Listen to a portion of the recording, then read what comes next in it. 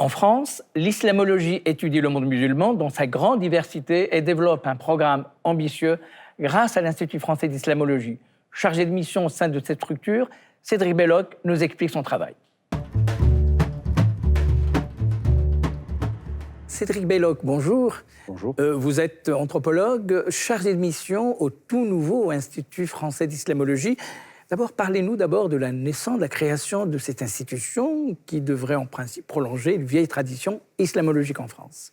Oui, c'est ça, il a été créé en 2022, c'est une volonté gouvernementale et le champ de la recherche avait alerté sur le déclin effectivement de l'islamologie française.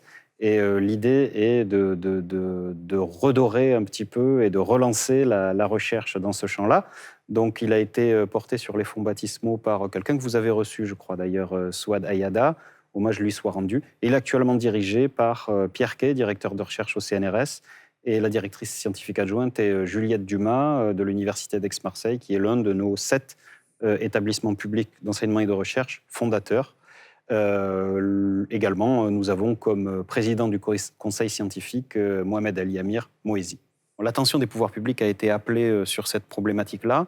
Petit à petit, l'idée s'est faite et imposée qu'il fallait soutenir la renaissance d'un champ, surtout d'un champ comme celui-ci, surtout dans le contexte géopolitique et un certain nombre de problématiques qui se posaient à la société française et en Europe, un éclairage académique dépassionné sur l'islam, ses différents courants, ses différentes tendances qui les traversent. Mais là, en l'occurrence, s'agissant de l'islamologie, sur les sources scripturaires, sur sa richesse au point de vue historique, philologique, et avec le développement de disciplines contemporaines comme l'épigraphie, la codicologie, etc., il fallait soutenir cet effort et notamment recréer des postes en université, aussi créer des dispositifs de recherche pour soutenir cette dynamique. Et c'est ce que l'IFI se propose de faire depuis 2022. Précisément, la France a une vieille tradition d'islamologie qui s'est éclipsée dans les 40-50 dernières années. On a l'impression que c'est un renouveau. Alors, quels sont les axes sur lesquels l'Institut, compte tenu du contexte international, mondial, européen, français, quels sont les travaux, quels sont les projets de l'Institut ? Oui, juste un mot d'abord sur le déclin, parce qu'il est vrai que un certain nombre d'orientalistes, on va dire l'ancêtre de l'islamologie, ont pu se compromettre avec la geste coloniale, mais le problème étant qu'on a malheureusement jeté le bébé de l'islamologie avec l'eau du bain orientaliste. Alors oui, il y a un renouveau. Il y a un renouveau ces dernières années. C'est dans ce cadre-là que l'IFI a été créé pour soutenir et accélérer ce renouveau en France. On parlait de décrochage tout à l'heure. Il est vrai que, par exemple, nos voisins allemands ont toujours beaucoup soutenu la recherche dans ce champ-là. Ce sont eux, par exemple, qui ont lancé le fameux Corpus Coranicum, des recherches très intéressantes à la pointe en études de l'histoire, de l'historicité et même du contenu du Coran. Et donc, effectivement, l'IFI propose un certain nombre, d'abord d'appeler les pouvoirs publics à soutenir la recréation de postes, puisqu'il y a eu un certain nombre de départs à la retraite, dont certains n'étaient pas remplacés.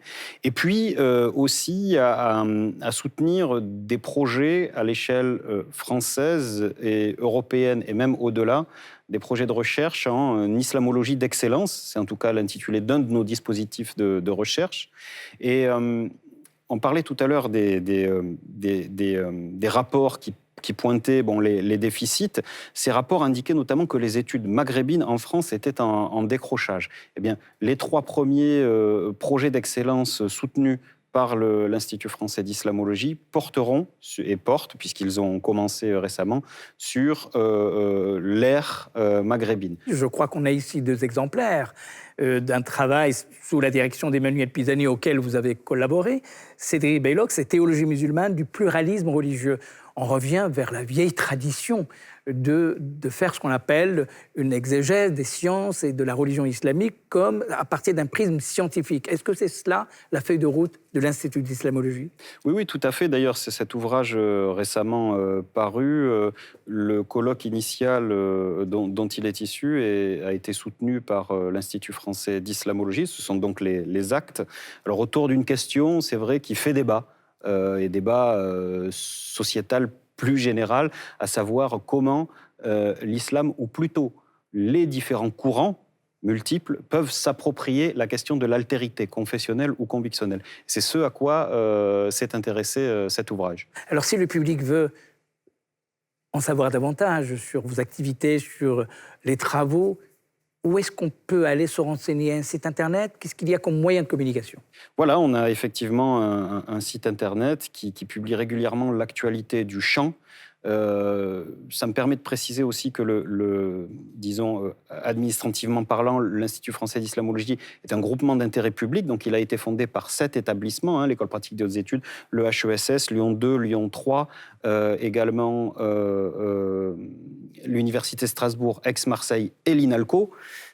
Et donc, tout ce qui se fait en matière d'islamologie dans ces institutions est porté à la connaissance du public sur le site www.institut-islamologie.fr. J'invite les téléspectateurs à se rendre sur le site. Eh bien, le message est fait. Et merci Cédric Beylock pour votre contribution ce matin, nous expliquer les missions de l'Institut français d'islamologie. Je rappelle une des dernières publications, Mohamed Ali Amir Moazi, sous sa direction, L'islam et l'examen scientifique, aux éditions du Cerf. C'est une collection de l'Institut français d'islamologie. Merci beaucoup. Que pensez-vous d'abord de la création de cet Institut d'islamologie? Et pour vous, c'est un instrument qui va accélérer la connaissance, la compréhension de cette religion qui a l'air d'être parfois même pas comprise du tout. Bien sûr, la création de l'IFI est extrêmement importante pour nos études islamologiques aujourd'hui, puisqu'elles les inscrivent elles leur donnent une place particulièrement importante dans les cursus universitaires français et reconnaît l'islamologie en tant que discipline à part entière, et c'est extrêmement important.